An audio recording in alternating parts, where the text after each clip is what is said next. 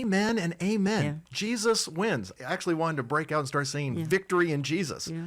Because as you read the book of Revelation, it starts with the revelation, the glory of the resurrected, ascended Christ. And it ends with him in chapter 20 coming in the clouds, riding his white horse, victorious over all of the nations.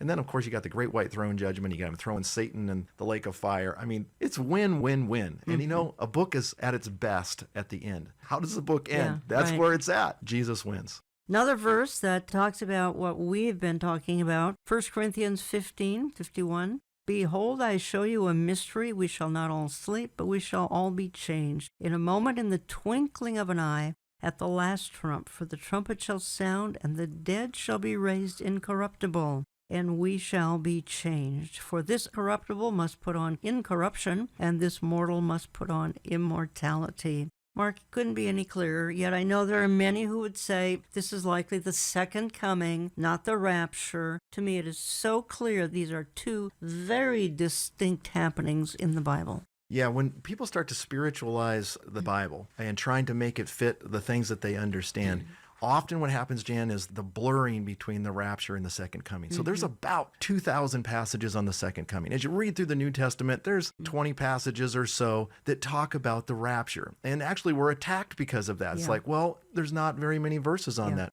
Well, it's a mystery, we're told in the Old Testament. In fact, the verse that you just read, 1 Corinthians 15, it says, I don't want you to be ignorant about this mystery. The Greek word that is used there is used 28 times. The church was a mystery. The fact in Colossians chapter 1, verse 26 and 27, it says, Christ in you, the hope of glory. This was a mystery that isn't told in the Old Testament. The fact that there was going to be a time of the Gentiles, as it is described in the New Testament, it was a mystery. So it's not surprising that the rapture of the church is a mystery when the church itself was a mystery.